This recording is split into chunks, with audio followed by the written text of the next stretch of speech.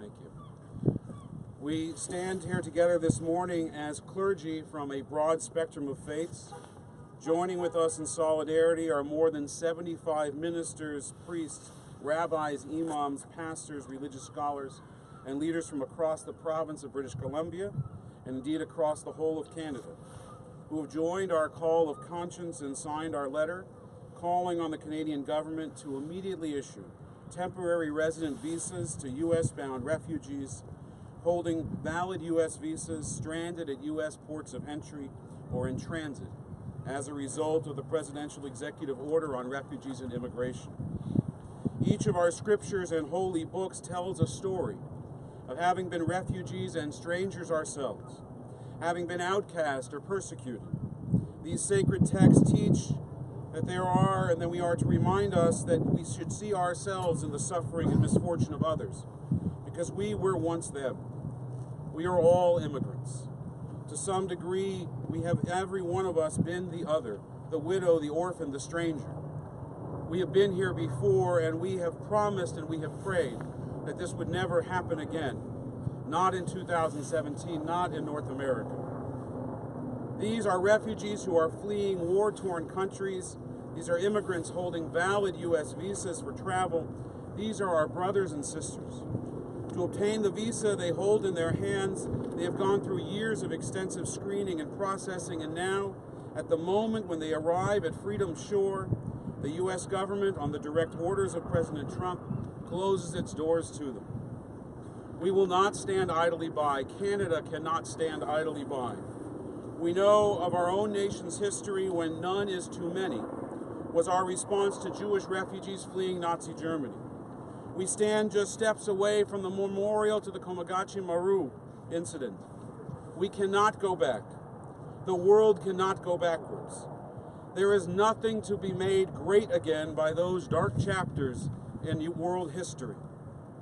We call upon the government of Canada and the Prime Minister, Justin Trudeau, to immediately extend temporary resident visas to individuals who have been recognized as refugees by the United States and having passed American security and background checks to now hold American visas. These human beings who have been through so much are now stranded at American ports of entry. In this moment of humanitarian urgency, Canada must shine our light brighter and as a beacon of hope to the huddled masses yearning to breathe free. If America won't take them, then Canada must. We urge Prime Minister Trudeau to immediately issue temporary resident visas to U.S.-bound refugees holding valid U.S. visas stranded at U.S. ports of entry or in transit as a result of the presidential executive order on refugees and immigration. My colleague Richard Bott will now read a statement signed by 75 clergy members from across Canada and across faiths. My name is Richard Bott, and I am one of the ministers of Dunbar Ryerson United Church and part of the Westside Church's Refugee Committee. We represent more than 75 concerned Canadian clergy who call upon the Canadian government and Prime Minister Justin Trudeau to immediately extend temporary resident visas or permits for individuals who have American visas in hand, passed American security clearance, and who are stranded at American ports of entry only. Canada should favorably consider temporary resident visas or permits to Canada for individuals within this group who have been recognized as refugees by the United States. These individuals, who have passed American security and background checks, should be allowed entry to Canada. Canada and the USA have agreed to protect refugees. Given that these security-screened refugees would have been able to disembark their flight for new lives in the USA and are not considered security risks, Canada should help, and help them now. A small number of cases are affected. We are reminded of our nation's history, when none is too many was the response to our Jewish refugees fleeing Nazi Germany. Since those terrible days following World War II, Canada has made great strides to be a beacon of hope to refugees seeking safety from around the world. As America's light of Lady Liberty has dimmed with the closing of U.S. borders to Muslim refugees, we call on Prime Minister Justin Trudeau and our national government to immediately grant temporary resident visas or permits to those with American visas in hand, who have now been turned away by the executive order of the U.S. President Donald Trump on refugees and immigration. In this moment of humanitarian urgency, Canada must shine our light brighter and be a beacon of hope to the huddled masses yearning to breathe free. Thank you. We're joined here by colleagues and clergy from across our city, and we're here to take your questions and to make this powerful statement of unity, to come together at this important time to be the safe harbor that Canada can be and has been for so many years to these refugees that are stranded just south of our border. If America won't take them, then Canada must. Thank you. How surprised are you that Trump made this move? How surprised am I that Trump made this move? Well, I believe that when somebody tells you that they're going to do something and then they do it, you've got to believe that they're going to do it, and this is what he said he was going to do. I'm encouraged that the U.S. federal courts have stepped in to issue a stay, but to be clear, the stay that they issued does not allow them to enter into the United States, but rather just holds them at that port of entry and prevents the United States from deporting them back to their countries of origin. I keep thinking that I'm not going to be surprised by what President Trump does, but I continue to be. How disappointed are you? You know, he said it, and he won the election, and most of us in other countries shake our heads. And how disappointed are you in the American people that voted for him? You know, that's not for me to comment on. They had a free and fair election as far as we know. I'm disappointed in the humanity within anybody that would look into the faces of families and children that have gone from the horrors of Aleppo and the ravages of war and turn them away when they are there at freedom's doorstep. That breaks my heart. To those who agree with President Trump and agree that those refugees or those immigrants who hold a green card pose a risk, what would you say to them?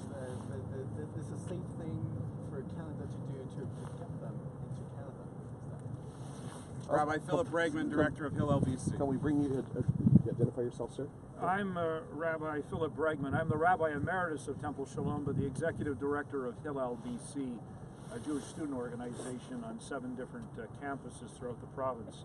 If you take a look at the 7 countries that are on this list, and then you ask how many terrorists have come from those countries that have committed murder in the United States, the answer is 0. 0. Follow Jake Tapper this morning on the CNN. The countries that are not on the list that are allowed to come in, such as Saudi Arabia, in which over 2,300 deaths are attributed. So to say to Canadians, do we think this is going to be safe for us? Yes. They've gone through a vetting process. They will continue. But let's get them out of this detention that takes us back decades and decades. I think in some ways it may end up unifying the American people and clergy and everyone else, almost doing the opposite of what he wants. I would say that is the hope, that when things like this happen, that we come together as community, as people who believe that being human means sharing and opening ourselves to being a safe haven. The hope is that people will come together, but to do that, we actually have to come together. So my hope is that anything that happens like this will bring people together to say, no. How concerned are you that yesterday when the story first broke, we did interviews with people based on the fact that if you had 2 passports and you were Canadian, you couldn't go in the U.S. anymore. Are you worried that Trump could amend this and go back that, hey, if you're a member of this other country, you're not welcome? Are you worried about that he could say, make an adjustment again? Yes, I'm very worried about that. I have tremendous confidence in the U.S. court systems. I think that they have stood up for freedom and justice and civil rights when tested over time. But this power of executive authority that I don't think the president fully understands, and I'm not sure the country fully recognizes, could be abused. And even if in the long run it is rectified by court cases, there are still people in immediate jeopardy in those moments between when the president issues an executive order and the ACLU or some other human rights legal organization comes forward and challenges that in court. What happens to those that are caught in between? So yes, I'm very concerned. Yes. So in the meantime, what do you suggest Canadians do as they watch this happen and maybe want to do something to help? We've seen protests in response to like the Women's March, for example. But you know, if they're looking to do something, what do you suggest they do? So the Prime Minister is here in Vancouver today. And at 11 o'clock this morning, he will paint the eyes on the dragon at the Chinese New Year parade.